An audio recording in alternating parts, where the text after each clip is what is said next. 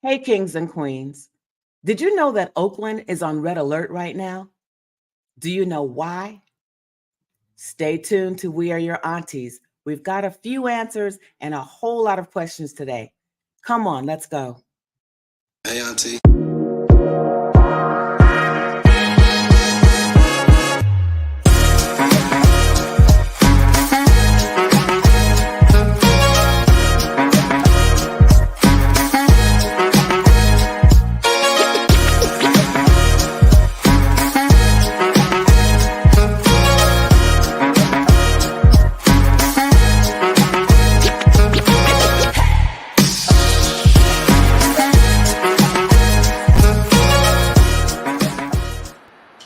Hey, everybody. Hey. This is Queen's Hopper. Good morning. Got my girls with me, the other two aunties. And this is a hot one today. Hot. Red hot. Like I said, there's a red alert in Oakland, California. And we're going to go into it today. We're going to bring it on an introductory level, though, because there's so much, so deep that we could go. There's a real deep rabbit hole here. So we're just going to take it from the intro and bring you the basics today, but it's really interesting. We bring the music down just a taste. So, how are you ladies feeling this morning? First, let's go there. I'm great. You guys look great. You look great. So do you. So do you. I love our new set design too. Me too. Yeah. I think we look fly. It was about time we changed it up. We had to change it up a little bit. Well, I want to get right into this because there's so much that we need to share today. And even though we're only doing a basic, introductory level course here, not even course, but conversation. Hi, everybody, our listening and watching audience. We invite you to jump right in here with your comments, your questions, your jokes if they're clean, because this is a family show. Right. And we just want to just really invite you to welcome you with open arms and invite you to jump in with us. So, first of all, let me start by saying that myself and DY are both from Oakland, California. We still both have family there. And Oakland is not that much different than most other metropolitan city in terms of, the troubles and the challenges. But right now, there's just a whole lot going on that we're going to go ahead and cover. So we've decided to call this episode and this series, as it were, the Oakland Dilemma. So this is the Oakland Dilemma Part 1. What are the complications? What are the challenges? Why is there so much going on? Oh, hi, Michael Hopper. We're looking forward to, we really are.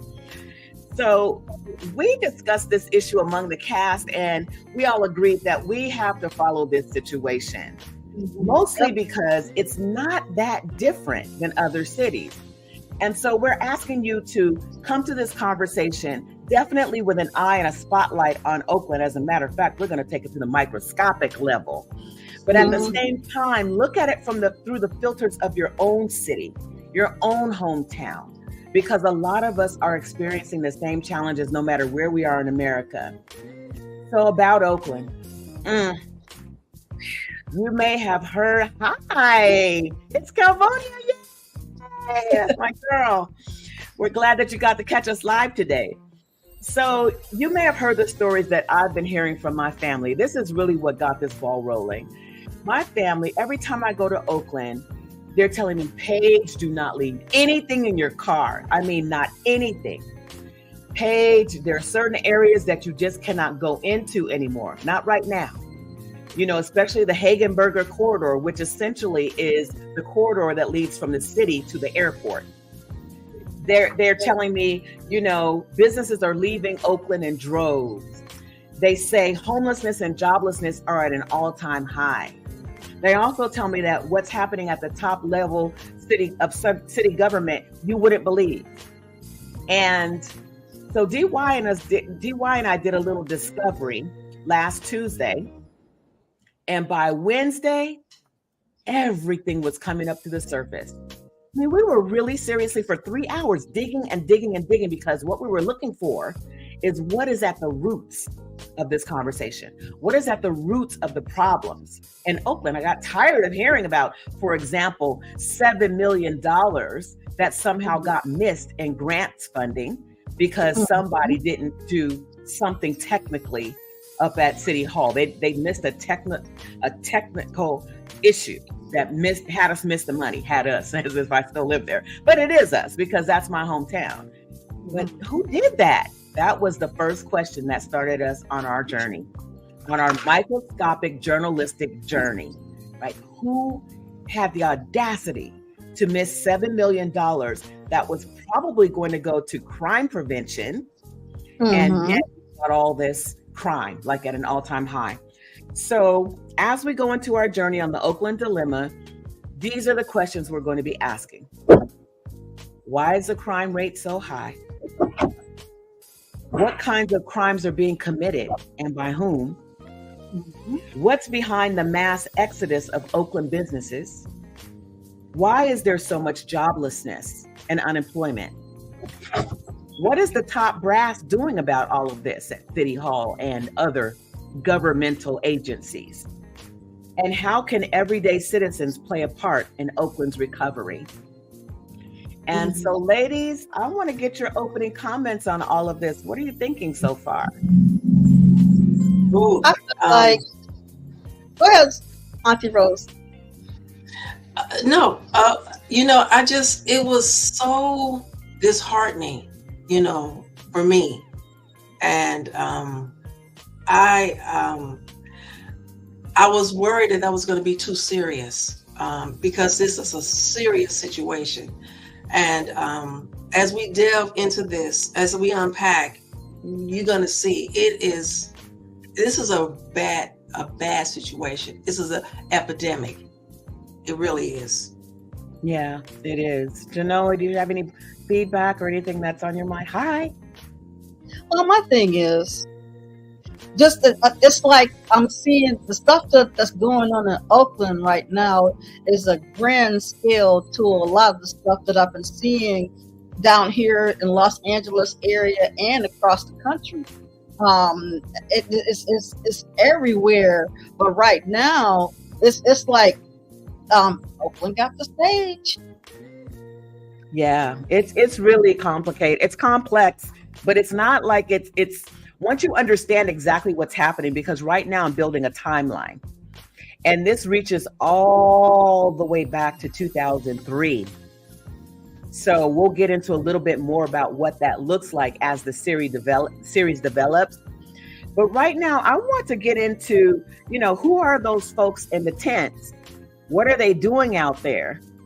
And we see it all over the city streets. And as a matter of fact, last week, DY showed us a clip. It was either last week or the week before, of all these tents that are out in the middle of the city.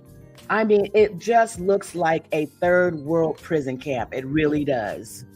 And so I'm going to open it up to Genoa's Gem so she can give us a little bit more about what's going on with the homeless in Oakland. Go ahead and take us into Genoa's Gems.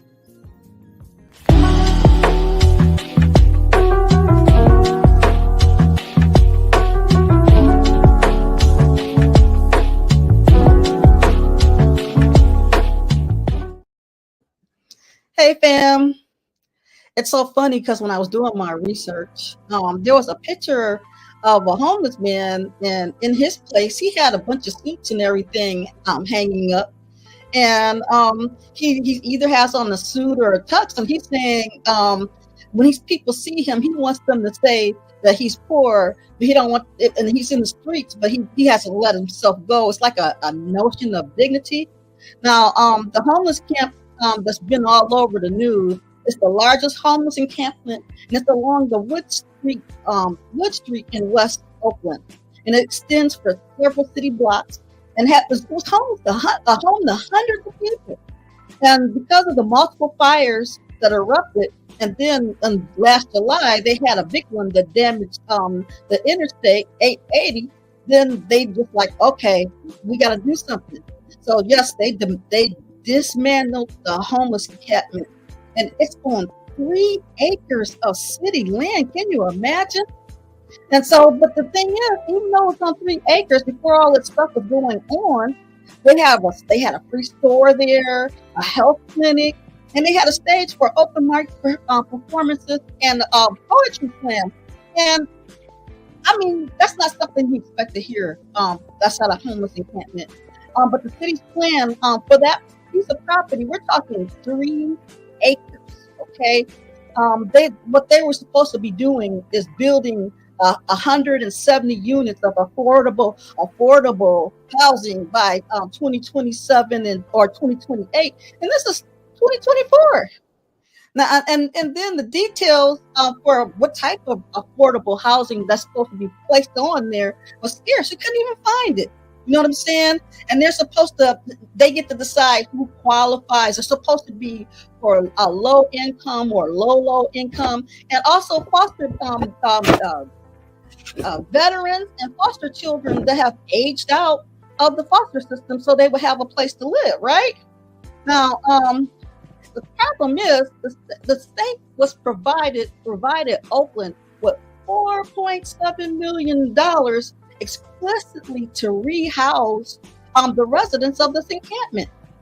And according to different news outlets, they said there was at least 300 people there, and from what I can gather, it was less than 100 that took advantage of the things that they had available, because basically what they're doing was trying to move them out of the area. Okay.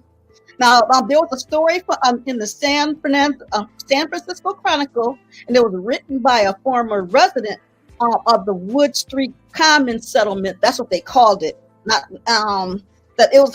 He had been there for 8 years, and they have artists, they have activists, they have chefs, they have carpenters, teachers, students, and caretakers. That's just to name a few of this is professional people. You know, usually when you think about homeless people, you're not thinking that they're professional people. You just think a lot of the narrative of these derelict people that's on the street. But the article gave me some insight on the people who are just trying to live, and the big entities that govern the area around them. All they see is that their land, the 3 acres of land that they want to do something with. And so what they're faced with is the homeless is being harassed, being chased off, but their belongings being thrown away and hauled off, and they don't have and they don't have nowhere to go. I mean, where are they going to go? They go over here, get chased off, get some stuff together, same thing, go back. And that area where they went to was supposed to be a safe haven, because it isn't what that place was on Wood Street. It was a place that was an unofficial city dump by everyone, and there was construction contractors throwing stuff away there. There was auto body shops and car thieves. So it was already a trashed area. It was already trashed. And when I lived in Arizona, we had alleys around the homes and behind the homes, and I watched this type of dumping that go on firsthand, because usually when you see trash and you see the homeless people, you think the homeless people are building up this trash. But even the people that don't want to they have construction businesses, and they don't want to take the stuff to the dump. They'll go and dump it in areas where they think nobody's going to be looking. Okay. Can you give us a little bit more of the human interest story? Like, who's out there? That's what we want to know. Who is in those tents? What are their stories? Do they have kids out there? Do they have families that are worried about them? What's going on in those tents in the human interest part of it? I was looking for those stories, and it was more general, but I did find out at one point the newly elected mayor, her name Chantal. She was homeless for several months, and she slept in her car. She was out there in her car for several months before she was mayor.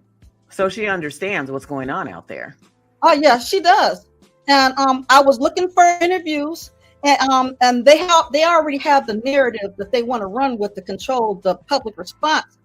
And so I believe that if we follow the money trail, we'll find out what's really being done and where these allocated resources went to. And as a matter of fact, a lot of the news media for the people that were in there, they call them invisible people. So there's mothers, there's families.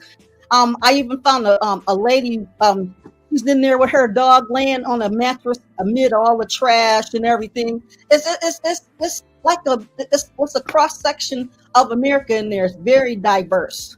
Yeah, that's interesting. Desi Duncan wants to know, are these people and families living in trash? It sounds like they are.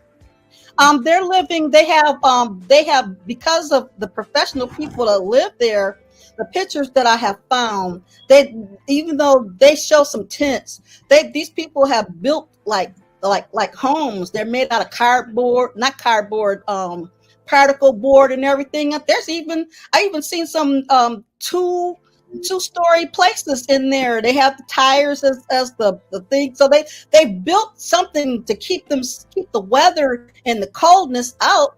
And they even had plugged up solar panels so they can have plugs and different things. So it's a community, and they were trying to keep things together. But because the city wants that property for the plans, things they got planned done, of course they're going to make sure that whatever they're doing failed. They said they were looking.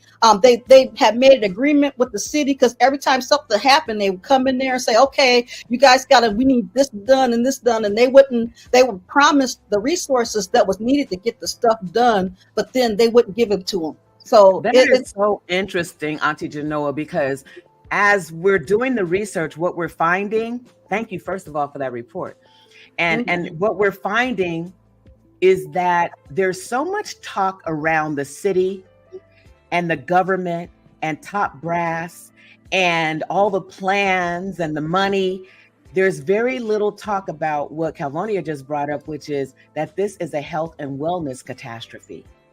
It's about the people, because you can't heal a people or a community unless you deal with the actual people. And that was a really interesting point that you brought up about the mayor. I also knew that about her, that she had been homeless and living in a car, that she is an immigrant. And I don't want to go too far into the story yet, but she was an immigrant. Her parents were immigrants, and they were so poor that even when she came into office in January 2023, they were still on Medicare. Yeah. So it's just interesting how all of this is playing out.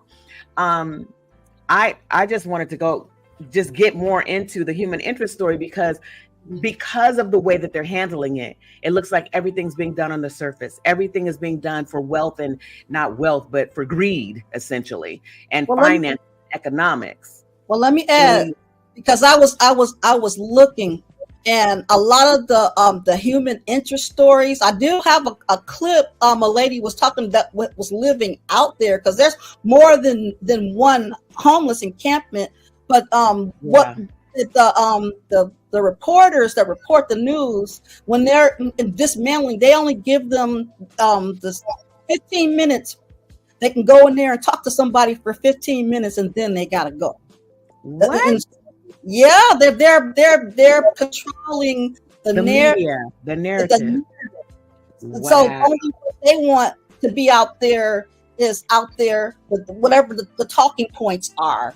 And then so by the time they come, because I'm still floored that the state gave them $4.7 million explicitly to rehouse these people. Where's that money at? Well, yeah. And the point that you're making is excellent, because when you talk about people who are jobless and they're homeless, then that leads to a high crime rate. And we have Auntie Rose who's going to cover that for us today as we bring up Rose's Gold.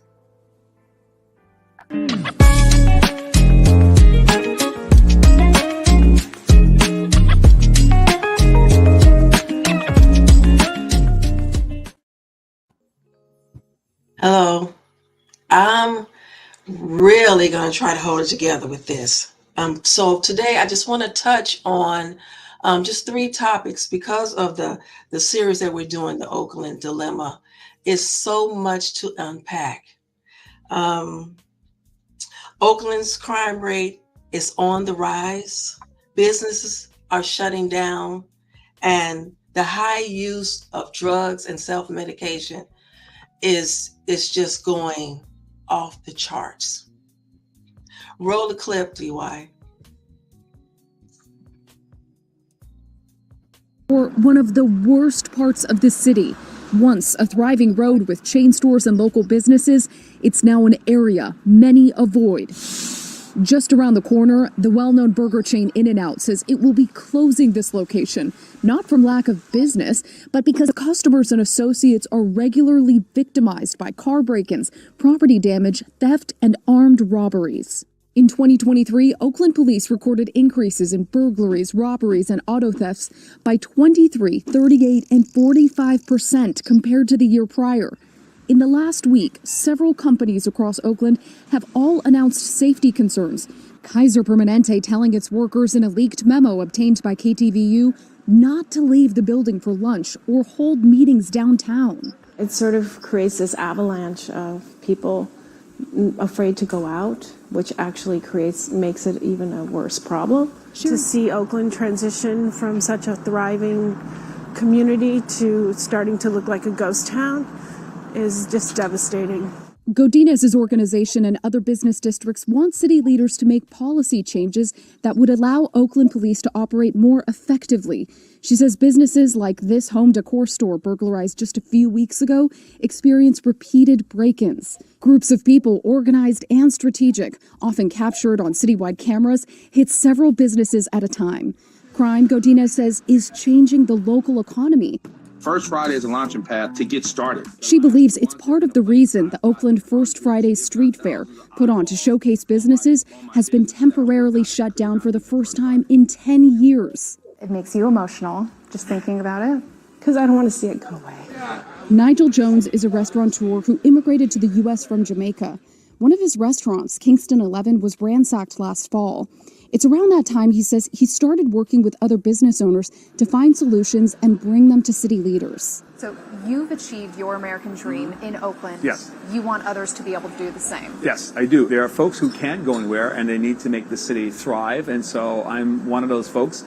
Not that I can't go anywhere, but I don't want to go anywhere. And I am 100% committed to Oakland being a place where people can thrive and achieve their dream. Yeah, you saw all of the issues, all of the problems that we're having. And I've delved into 20 other cities, and Oakland was number 5, that is going through a lot of the same issues. And people, we have to come together as a people, as a community, society, the upper brass. We need to talk about this because we're going to hell in a handbasket. I'm going to give you something from an auntie's point of view, my perspective, because humans need their needs met. And we have to have food, water, air, shelter. And because this technology is growing, you can't do anything anyway without like going online or being able to get a job through online, different things like that. And I think what was happening is people, because they're not able to eat and their needs are not met. And I'm going to give you a visual story of 2 families, which you'll say maybe 20,000 families here, 20,000 families on the other side, but it's 2. I'm going to give you a visual. This one child is playing her games. She is getting up and asking her mother, "Mommy, can I have something to eat?" "Sure. Go wash up and your dinner will be ready." So they're sitting there and they're eating and they're happy. They're laughing, the parents and the child. The child goes to bed. She's tucked in. She's getting a kiss on the forehead. And then there's this other child that's out there and she's saying, "Mommy," after she's waited so patiently because the food is scarce, "Mommy, I want something to eat." And the mother looks at her and say, baby, I don't have any food. So then I started to cry because I felt helpless. I had hunger pains.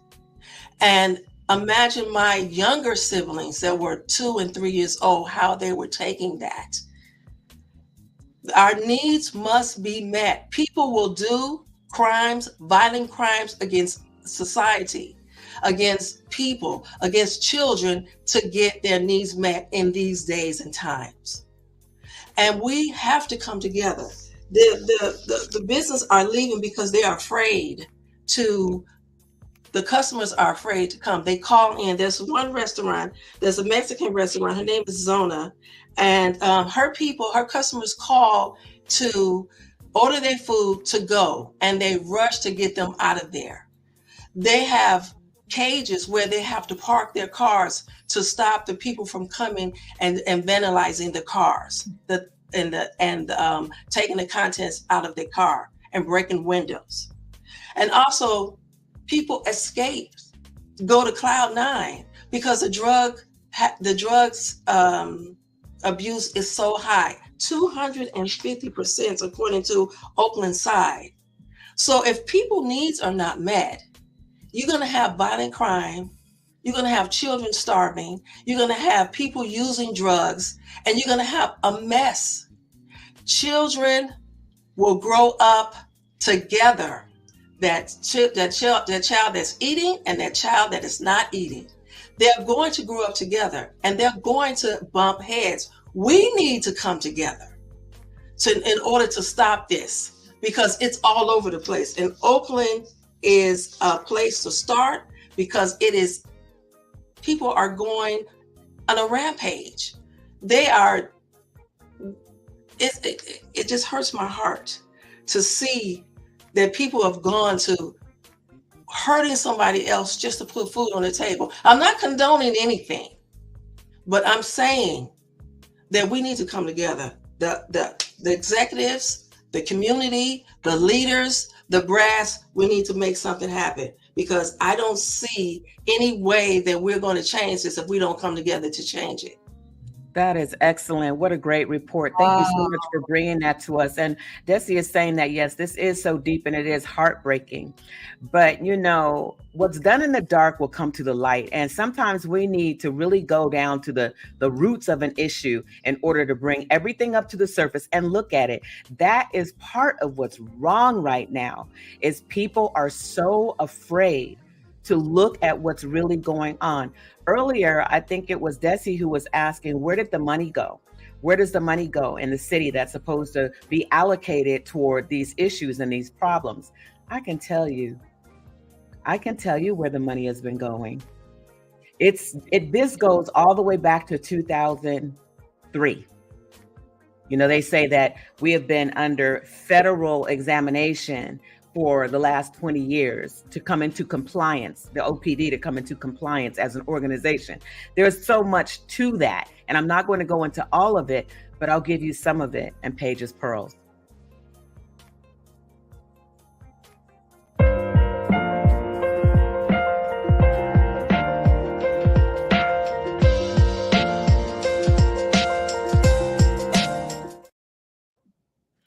So I told you I'm from Oakland. I went up to the Bay Area during the holidays, and I decided to treat my younger cousins and my sister to a movie. And so we went out to dinner. I treated them to dinner. We went out to dinner. And when I called my sister to kind of organize this trip, I was getting so irritated with her. Donna, I'm sorry. Because Donna kept saying to me, Paige, I'm not driving my car, and I don't think you should either. We should Uber. And I was like, well, we've never done that before. Somebody usually drives, we'll carpool, somebody will go pick somebody up. What is the issue here? And she just insisted over and over. And she said, well, you can drive your rental if you want to, but I'm not driving my car. And she said, don't you know that people will, she said, even in Alameda, which is right through the tunnel from Oakland, right through a tunnel. And then there's a little town called Alameda, very usually quiet town. She said that she had gone right across through the tunnel, and she was having dinner or lunch with some friends. They were not in the restaurant longer than 5 minutes. And someone came charging into the restaurant yelling, "Come outside, get to your cars. They're out here, they're out here." And when they went outside, they were just literally, just like you saw in the video, busting windows, busting through windshields and back windows. And they were just taking what they could get as quickly as they could get and driving off. And that's what she was explaining to me.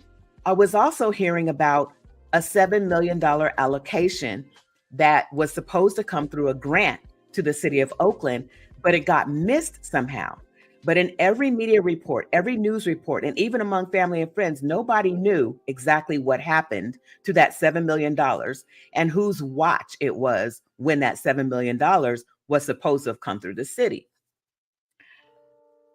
I can tell you where the funds are going.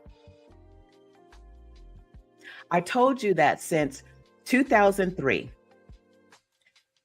the city has been going through a federal investigation, we'll just say it is. Federal oversight. And there's a man in place. His name is Robert Warshaw. He is at once the federal investigator, but he's also supposed to be in place to help the chief of police get all of the rules and regulations and policies in order so that we can come from under federal oversight. Do we have a picture of him, DY? Robert Warshaw? We'll have it for you next week. But at the end of the day, what's happening is that this man and his organization and the law firm that he works with are being paid upwards of $1 million a year to do oversight over the OPD, Oakland Police Department. But here's the glitch. There was a chief of police who came up through the ranks. His name is LaRon Armstrong, Chief LaRon Armstrong. He came up through the ranks in the Oakland Police Department, starting out as a patrolman, all the way up to the chief. And he loves the city. He's a native. He went to McClymonds High School in West Oakland. He went to Bishop O'Dowd, graduated from Bishop O'Dowd. He received his master's and his bachelor's in the region. And he was doing a good job of coming into compliance with the federal oversight and all the tasks and subtasks that were included with that. But right when he was really making some headway, and within a year of coming from under federal oversight, Warshaw puts out a scathing report against this man for 2 incidences with 1 police officer. And so right when he's getting to the finish line, Warshaw comes in with this report. And why? Because essentially, he's been doing this for years, Warshaw has. He's been in place since 2014 in 2 positions as one person. His first position is federal oversight. His second position is to support the OPD with coming from under federal oversight. They say he hasn't been in Oakland for 5 years to help with anything. All he's been doing is collecting a check. And there are others, developers and others, who've been taking advantage of the people of Oakland. So that's where the money has been going. And the $7 million, the mayor, we can bring her picture up, Ms. Hong, she admitted that she missed the $7 million grant. It was on her watch, and that she is now seeking other funding. That essentially means that Oakland is back at ground zero in terms of receiving any funding. The other thing I want to tell you about that funding is that what would they do with the funding if it did come in? Because there seems not to be a blueprint or a plan. I was watching a recent video of one of the city council women. We'll talk about her more and give you her name in our next episode. But I was watching this video and she was saying, essentially, we need a plan. We need a citywide plan.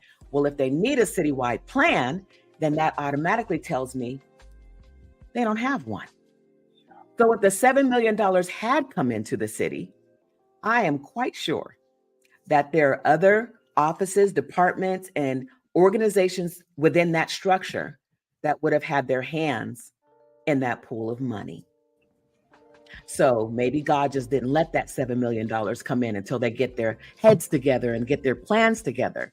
The other thing is that they are recalling the mayor at this point. The city of Oakland is beginning, the people are tired. It's not so much that it's her fault per se, but she has made some moves out of her naivety and being out of depth in that position as mayor, and not really investigating carefully for herself what's been happening within those city walls. And so that's it for Paige's pros, except that I do want to say this. Out of all the hopelessness, the helplessness, the sadness, the heartache, and the heaviness of this conversation, there's always hope. There's an organization in place called Ceasefire. And actually, Ceasefire is made up of faith-based organizations throughout the Alameda County, and particularly in Oakland, specifically in Oakland.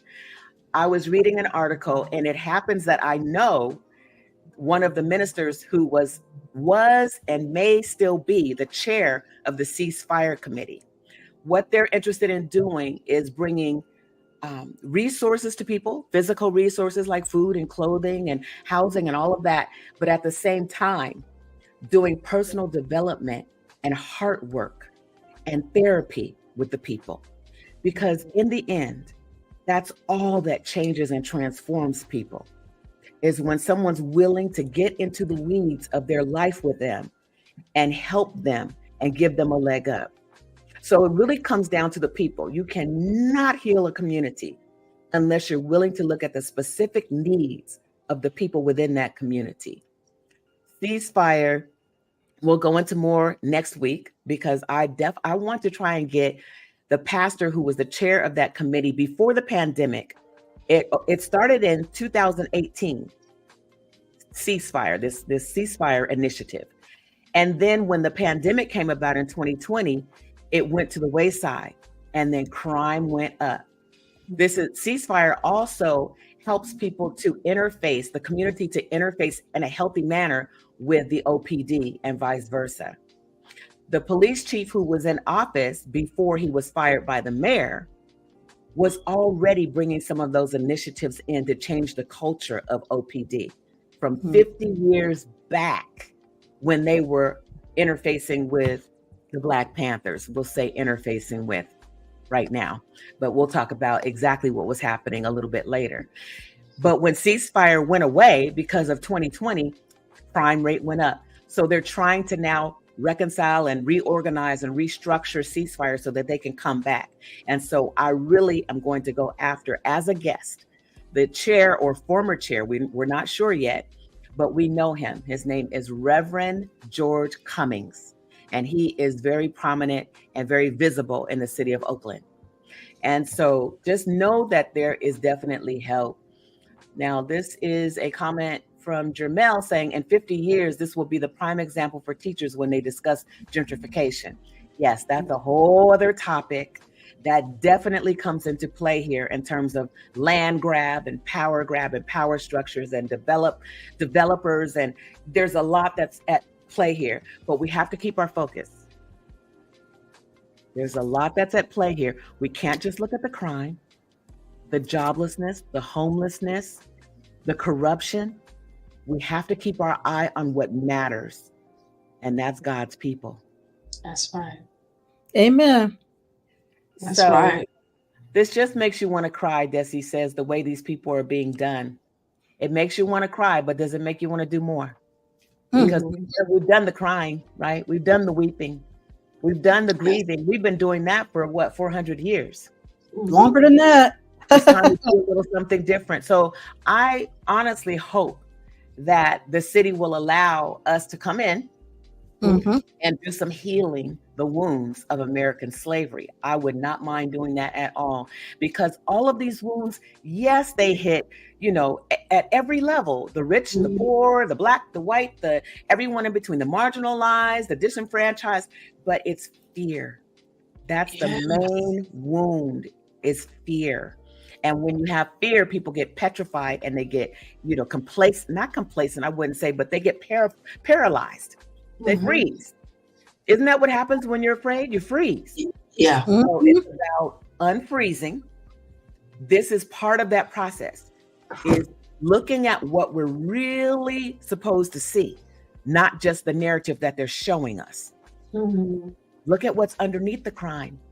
Who was it earlier who was saying, I think it was Auntie Rose, that if the people don't have their needs met, there's going to be crime.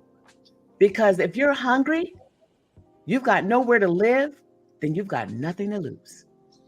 Yeah. That part, nothing to lose. And you know what's so funny? I didn't bring this up, but the state of California is requiring Oakland, they're supposed to build 26,000 units of housing by 2031.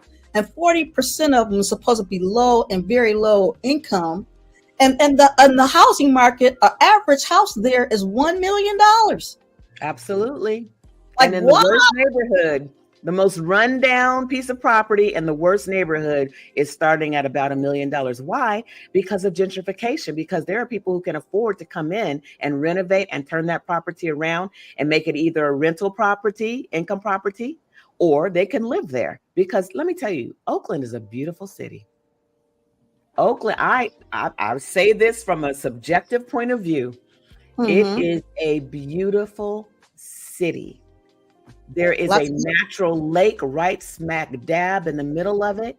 There was a time when we had 3 sports teams. DY, you might need to help. The Golden State Warriors were playing basketball there. The A's were playing baseball there. And the Raiders were playing football. Yes, I hit it, I think. All at once. No other city could say that. The community there, just when I came down to LA, I'll just give you a quick story. Oakland is a very cultured and richly cultured place, and very friendly, very community oriented. Now, there are pockets that the media wants to focus on that are full of crime and violence and evil. But where I grew up, right, and then downtown around the lake area, in the hills, the views are beautiful. And here's the thing, though. People are always interacting. You don't get that in every city, everywhere you go. When I came down to LA, the first thing I was doing is walking down the street, trying to speak to people and find out who they are and what you do and how I can get connected with, and I was just like, hey, how you doing? And they would just look up. It's like They saw something and walk right past me. And I would look up and there'd be nothing there. And that happened all the time. And nothing against LA, it has its perks as well. But in Oakland, people talk to you. Sometimes when I would go back up home after I'd been down here for a while, I would be stunned when somebody would talk to me, like somebody I didn't know. But then I had to get, readapt and understand and remember who I am. But yeah, it's very, very interesting what's happening in Oakland right now. But we're going to continue to follow it. The culture, the artistry, the trendsetters, the location. It's awesome. There's all kinds of talent in the Bay Area. All kinds. Yeah. And people collaborate easily and effortlessly there. It's in certain cities, we have to go to the crabs in a bucket wound, right? Jealousy, crabs in a bucket. I don't want to see you succeed because then you'll leave me behind, kind of thing. But there's enough for all of us. I'm hoping to get a very, very special guest on the show within the next few weeks who comes from a legacy of collaboration, of helping, of giving, of stewardship, and all those things. The legacy that was left in Oakland by a very special person. I won't say that person's name because I want it to be a total and complete surprise. But when they get ready to come on, we will definitely announce it because you will not want to miss that. So, yes, go ahead.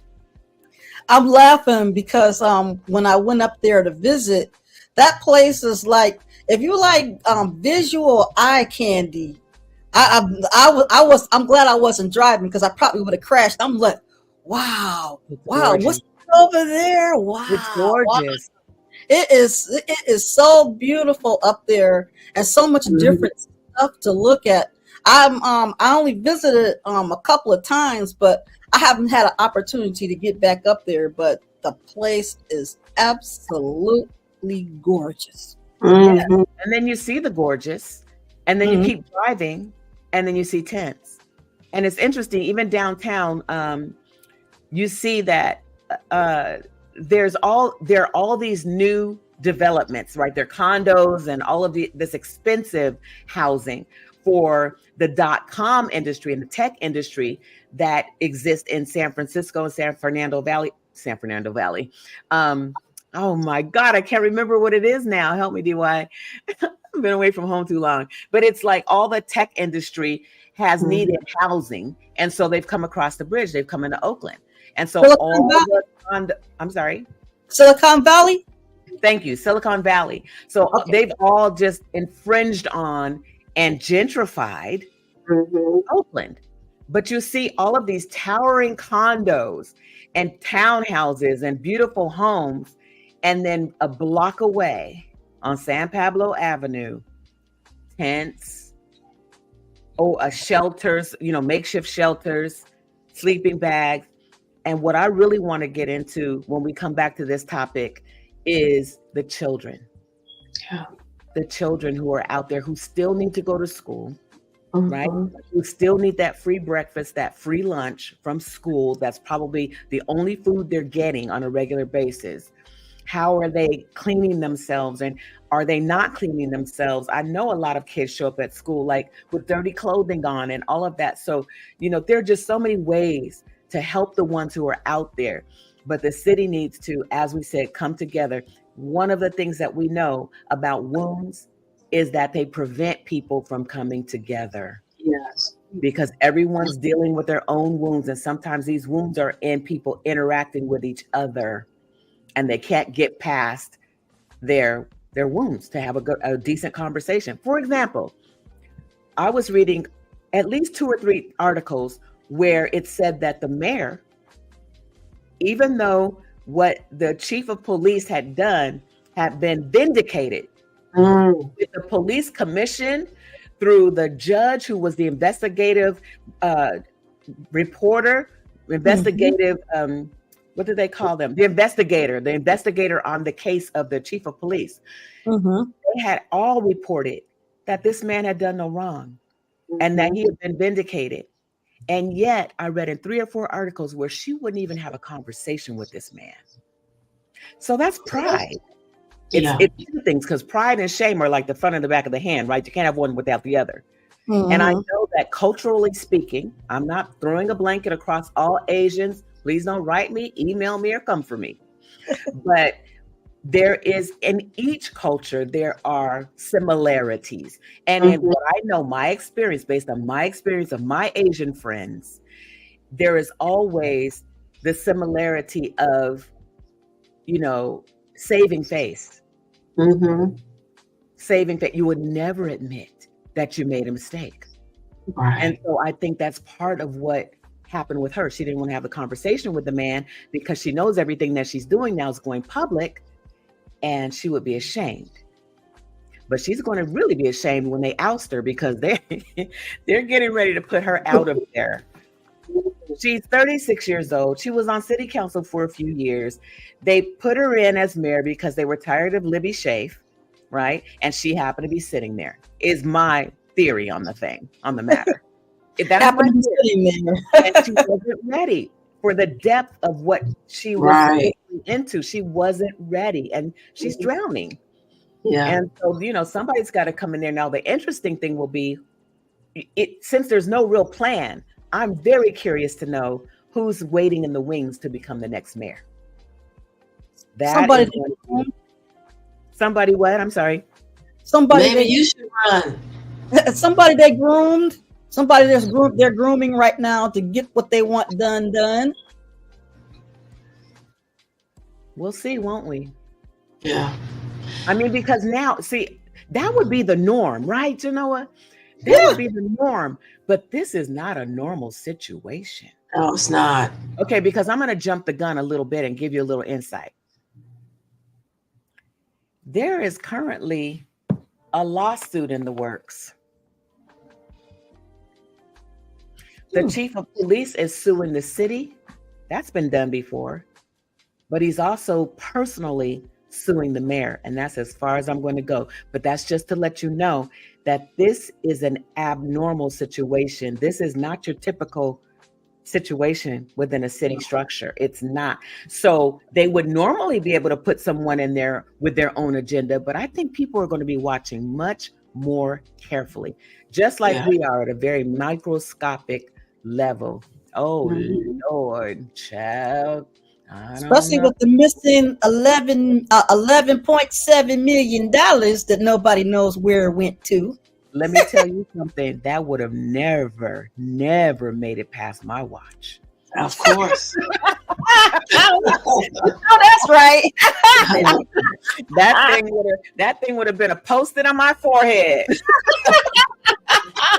Don't forget the 7 million.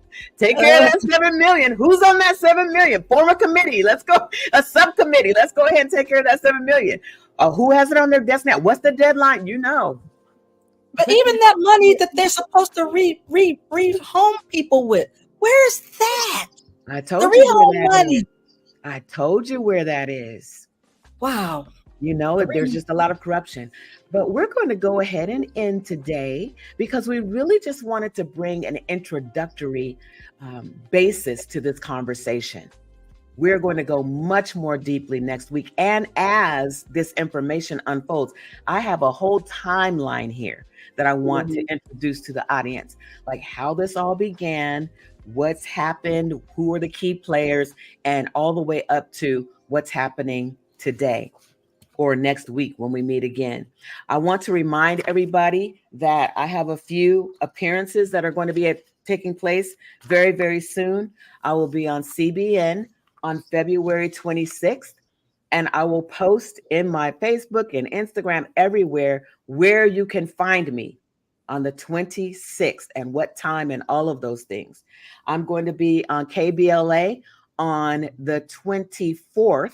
That's a Saturday, I believe, the 24th at 1 p.m. And then we are doing a Right Now course. I can't say enough about this Right Now course. I am so excited. I haven't done it in about 2 years. Me too.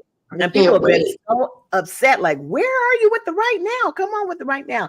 So yes, Right Now is back in effect. It is a writer's course where we take you from A to Z and creating the foundational skeleton for your entire book. You are literally writing your first draft in 2 days. And we're doing that with a master storyteller, a master editor, a master writer's coach, Rebecca Salome. Oh, she's everything. She knows how to draw a story out of you like no one I've ever known. Incredible. So you definitely want to sign up for that. I've sent out email. If you would like to receive an email from me, drop a 1 in the comments and we'll get an email out to you so that you can join this course. And then finally, we're going to do online courses. They're uploading as we speak. We're working diligently and vigorously to get the Healing the Wounds of American Slavery, the first online course up. And the first wound we're going to deal with is this fear. Because that's the big one. That's the big granddaddy of them all. It stands at a command post and tells all the other fears, all the other wounds what to do. I won't go too deep into that. And also there's a big surprise, a visual and audio eye candy that you will never forget. They'll be talking about it for generations. And that's coming very, very soon. I am just stoked for that. If nothing else happens, and only that happens, I'm good. So, so I want to thank each and every one of you. I love that. I have to stop here, pause here. Calvonia said, me too, sis. I would be holding people accountable. Right, sis? If that 7 million came across your desk. Yes. Right? We would be the Post-it sisters. Oh, by the way, there's a book coming out by the master storyteller / editor. And it, oh God. Anyway, it deals with the aspect of keeping everything in front of your face. And that's all I'm going to say. It's going to be amazing. So thank you so much for tuning in, everybody. Thank you, aunties, for being here, for doing all of that hard work. There's the book, Healing the Wounds of American Slavery. You can get it on Amazon. You can get it on Audible, where I'll read it to you in my own voice. And it is a masterpiece. It will change your entire perspective on the wounds that you're carrying, that others are carrying. It just will make a huge difference for you. And the ladies did extreme research. I thank you so much for that. I thank DY behind the scenes on the ones and twos. Hit like, hit subscribe, hit that notification bell so that you hear and see us every time we drop a video, every time we come on live. And please remember that we are your aunties. We're here for you. You can tell us anything, but there's a way to say everything. Until next time, we'll see you guys later. Bye.